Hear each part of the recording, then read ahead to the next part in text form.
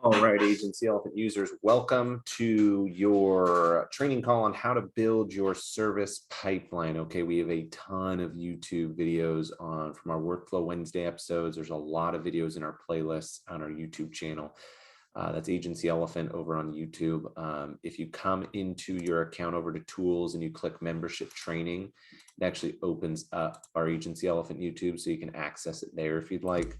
So the first thing I'm going to do is show you how to build out a service workflow. The videos walk you through it. They show you how to add automation to the back end and do a ton of things. I'm going to run you through a very quick build on how to build out a service workflow. This can turn into an automated service workflow, or it can be non-automated. It's just for you to track and manage what's going on.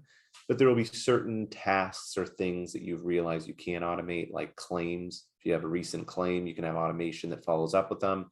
Late pay, missing documents, things like that, you can have automation attached to it. And we'll go over that briefly in our next video. The first one's building it, and the next one will take a deep dive on adding the automations to the back end. Okay. First thing you got to do is come over to your settings tab over up here on the top right, click settings. You have your pipeline button here. Go ahead and click into there.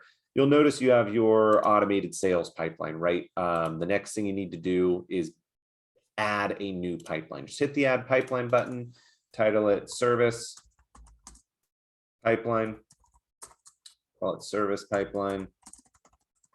Okay, hit submit or enter.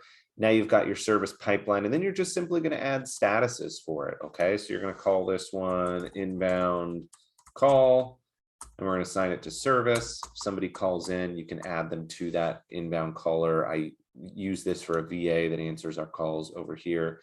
Next thing you're going to do is, let's say we're adding in a late pay, tie it to the service pipeline, hit late pay, hit submit.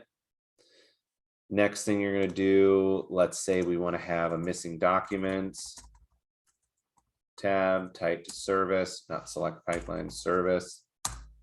Okay, hit submit. Next, you're going to add another status. Let's call underwriter review. Maybe you've got an account that's sitting being reviewed by an underwriter and you're waiting for a response from them. You're still working that. Next one, let's say we have a policy change. Maybe you've got a user that you're trying to add vehicles, you're waiting for certain stuff, and they have a policy change coming down.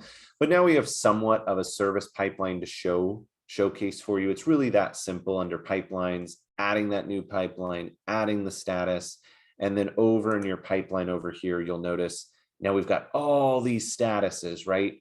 I don't necessarily want to see all of them at once. I can toggle between sales or service. Giveaway was another one we did during training. This is your service pipeline. As you have leads that are in this system, and I'll just throw myself in here to show you. As you have leads in here, what you're going to want to do, or what you're going to want to see here is your staff and yourself are using this to where you're like, hey, Matt Hahn showed up on a report as a late pay. I'm going to put him in the late pay column to make sure that gets handled. And you can track how long they've been in that status to make sure that you're completing these things in a timely manner. You just drag them across. If you have inbound conversations with people where it's like, hey, I need help with my bill. I've got a billing problem. Great. Let's put them into the billing problem or policy change or underwriting review. Maybe you have a billing problem pipeline.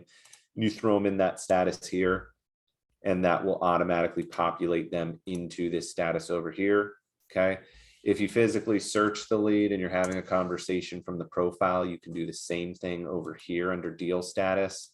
You can come in and pick your pipeline and throw them into a specific status you want so that it reflects on your service workflow or your service pipeline, what's going on. One area that I found that is very helpful with these service pipelines is taking notes, putting all of our notes. Matt called in, bill jumped by $120. Take a look. I like to use this so that I can stack my service work I have to do and do it in a confined specific time of the day. So I'm not running around like a chicken with its head cut off, trying to put out multiple fires. I'm just going to handle them at the time they come in, put them in here. And then I'm going to do them as priority at a specific interval in my day. Whatever's the most priority to get done, I'm going to get it done first. And this is your service workflow. Okay. In the next video, I'm going to show you how to add automations to the back end of some of these things, because if we're coming in here, and I'll just add another status in here just because it will help. I'm going to add in a recent claims here. I'm going to attach it to service.